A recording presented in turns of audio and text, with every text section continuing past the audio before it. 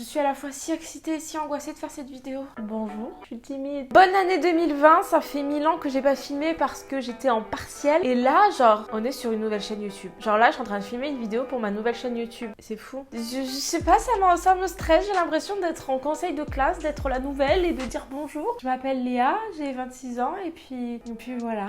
Est-ce que vous allez bien? Est-ce que vous avez passé de bonnes fêtes? Est-ce que vous êtes en forme? Alors, il y en a qui vont se dire, mais qu'est-ce que tu fais ici? Pourquoi t'es sur cette chaîne, etc. La vidéo sera peut-être sortie sur moins d'autres chaînes principales, mais si elle n'est pas sortie, il faudrait la voir. Mais je vais pas récapituler le pourquoi du comment ici. Je pense que je l'ai assez fait sur les réseaux sociaux. Je vous ai assez gonflé même sur les réseaux sociaux avec ça. Du coup, je me suis dit, comment démarrer une chaîne YouTube? Eh bien, fait une FAQ. Sauf que le problème, c'est que vous me connaissez, on a un passif, vous et moi. Alors, je me suis dit, je vais faire une FAQ question intime. Voilà, comme ça, on démarre bien. Alors, on va essayer de pas commencer l'année en se faisant péter la tête par YouTube, hein. Si on repart à zéro, c'est pour des bonnes choses. Pot revive forever. Et j'ai envie de vous faire plein de choses. Enfin, je suis tellement motivée pour cette chaîne, encore plus pour l'ancienne. Genre, j'ai l'impression que je recommence un projet, que ci, que ça. Alors, je sais que ça va pas marcher et au pire, je retournerai sur l'ancienne. Tant pis, j'assume, j'accepte. Mais là, je suis chaud de ouf. Genre, je suis chaud de ouf. Vous proposez plein de choses, plein d'idées et des choses qui vont changer de ce que vous avez vu en 2019. Et là, c'est un tournage de page. Donc, si t'es pas abonné et que tu veux le faire, pense à t'abonner parce que c'est possible que tu le sois pas. Et n'hésite pas à mettre un petit like et un commentaire. Comme d'habitude, on connaît les bases. Je vous ai demandé de me poser des questions intimes sur Instagram. Vous y êtes pas allé de ma mort, ouf. Mais je me suis dit, ça fait un an que je vous mène en bateau, un petit peu à droite à gauche, ma vie amoureuse. Donc aujourd'hui, on va poser des bases claires, parce qu'en plus de ça, la première question, c'est est-ce que tu es en couple? D'habitude, je fais exprès de passer en dessous cette question, mais je me suis dit que j'allais y répondre. Pour récapituler un peu ma vie, j'ai fait une relation avec un mec pervers narcissique. C'est dans quelle catégorie? Vraiment, hein, je pèse mes mots.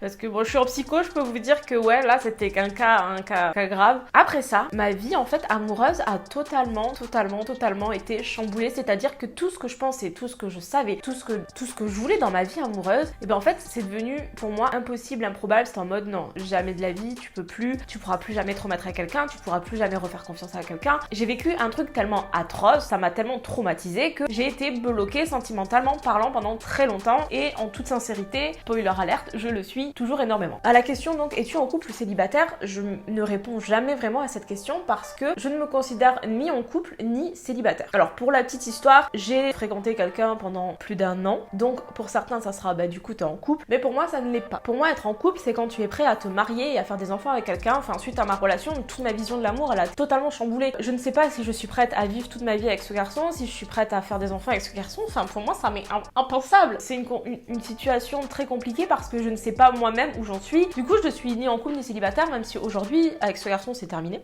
Je suis célibataire, mais est-ce que ça va repartir? J'en sais rien parce que il y a la question qui vient après puisque je l'ai prise aussi. Pourquoi tu nous as parlé de ton couple quand tu n'es plus avec et pas quand tu étais avec? Alors déjà, première chose, c'est que je vous ai déjà parlé de cette personne. J'ai déjà fait une vidéo avec cette personne où on ne voyait pas, mais voilà, cette personne est très souvent avec moi, enfin était tous les jours avec moi. Vu qu'on n'était pas réellement ensemble et qu'on n'était pas non plus pas ensemble, je me voyais pas le dire et puis comme je vous ai dit, je vous montrerai ou je vous présenterai quelqu'un officiellement quand je serai sûre de moi et je ne le suis pas. Et pourquoi je vous ai parlé donc de la fameuse rupture? En soi n'est pas vraiment une rupture puisque, enfin c'est compliqué. Genre voilà, c'est ça pourquoi je vous en parle pas, parce que c'est compliqué même moi de mettre des mots dessus. Vous imaginez pas ma vie sentimentale, mes potes ils en peuvent plus. En gros parce que ça m'a fait mal, tout simplement, de partager sa vie avec quelqu'un et que du jour au lendemain elle soit plus là la personne. Et malgré tout, remet en question, tu culpabilises et tout ça, même si c'est pas forcément officiellement un couple, un mariage et tout. Voilà, ça nous touche et moi j'ai été touchée et ça m'a fait aussi beaucoup de bien parce que ça me fait prendre du recul et tout ça, ça me fait évoluer, changer, etc. Mais en toute sincérité, je ne vous ai pas plus parlé de ma rupture que de mon couple. Il y a plein qui étaient au courant, c'est juste qu'il y en a qui analysent mieux que d'autres, voilà.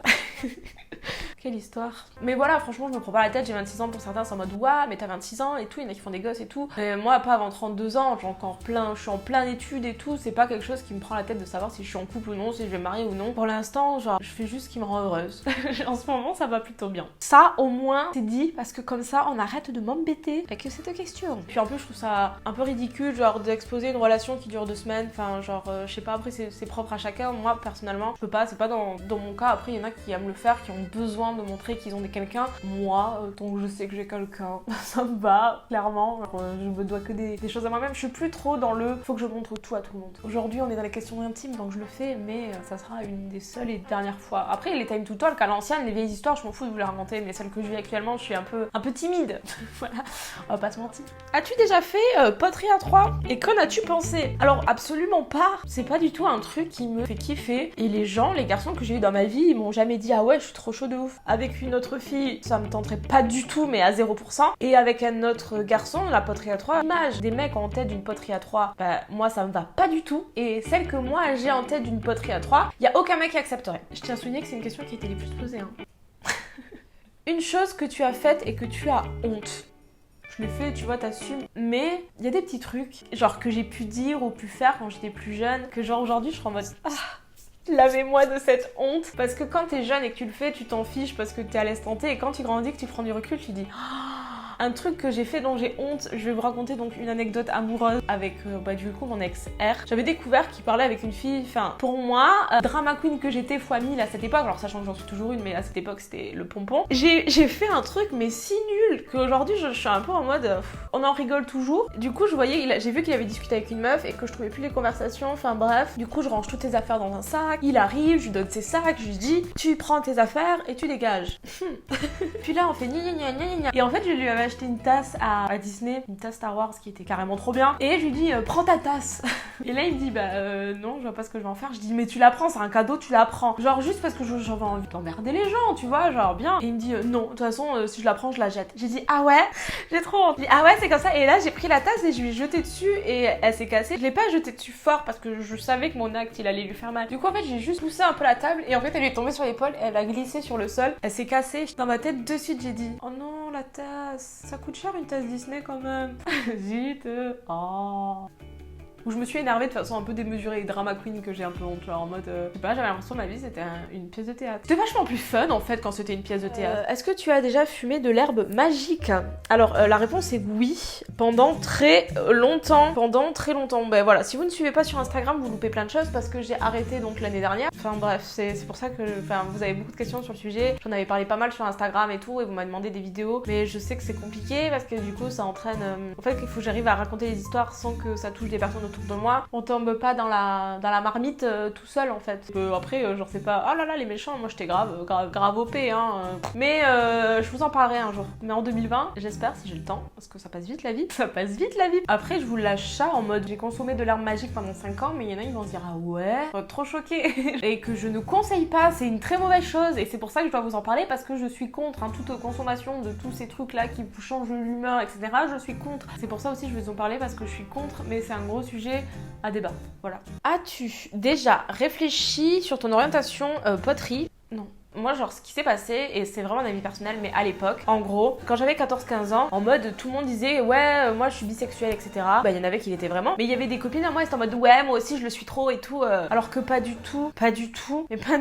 Et je comprenais pas, genre, j'étais en mode, mais est-ce que du coup on l'est tous ou est-ce qu'on l'est pas tous, etc. Et dans ma tête, j'étais en mode, mais non, mais pas du tout. Toi, t'es pas du tout attirée par les filles et tout, tu le sais. Du coup, genre, j'ai dû me poser la question 2 minutes. Du coup, souffres-tu encore des blessures causées par tes ex? Donc la réponse est oui. Pour en revenir du coup au sujet du début de la vidéo, je fais des blocages affectifs, des crises d'angoisse. Moi, un mec qui commence à s'imaginer vivre sa vie avec moi, à me dire oh gna gna gna, moi je panique. Et c'est pour ça que ça a aussi bien marché avec cette personne parce que jamais il m'a dit ça, donc ça m'allait bien, tu vois. Mais à la fois, genre j'étais en mode mais je veux quand même savoir, je sais pas, c'est compliqué. Mais moi, du moment où on me dit oui, nanani nanana, soyons fous, marions-nous, même en blague, hein, ça me fait pas rire du tout. Oh, vous savez, genre j'ai 26 ans et c'est comme un peu How I Met. Si tout va bien, dans 5-10 ans, j'aurai la personne avec qui je passerai ma vie, je ne sais pas qui c'est. Et je suis angoissée de savoir qui c'est. Je préfère pour moi, c'est impossible que je me marie, c'est impossible que j'ai des enfants. Donc c'est quelque chose qui me panique, mais à la fois, genre je me dis dans 10 ans, si je me réveille et que je suis à côté de telle ou telle personne, ça m'ira, tu vois. Mollo lastico, tu vois, genre on reste calme, hein. Ouais, non, il m'a détruit, il m'a achevé avec une pelle et tout, il m'a enterrée vivante là. Parce que quand j'étais allée voir le psy l'année dernière, il m'a dit ah vous êtes toujours beaucoup impacté par cette histoire, hein. Bah oui, c'est pour ça que je te paye en fait, monsieur.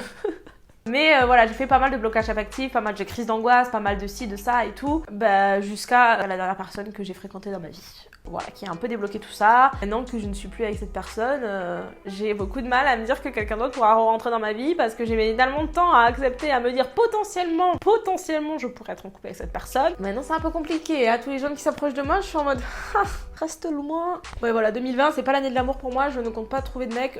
Je compte juste vivre mes projets, être à fond dans YouTube, être à fond dans mes études. De toute façon, quand je serai en master, je prendrai un petit mec qui est en master. Puis voilà, ça sera déjà fait puisque je cherche un mec qui fait un master et qui fait des grosses études. Parce que j'ai décidé que comme l'amour ça n'existait pas, j'allais prendre un mec riche. Donc si tu fais un petit master et tu deviens psychologue, logiquement c'est pas trop mauvais, tu seras riche. Donc logiquement je te prends un master, tu vois. Non, en vrai, j'en sais rien, je dis ça, mais je me projette pas si loin. De quoi ça sera fait demain. Mais pour l'instant, demain, je sais de quoi ça sera fait. Ça sera fait de montage, de dodo et de jumpy, quoi. Ça me va très bien. Je vous dis ça, mais à tout moment, ça va pas se passer comme ça.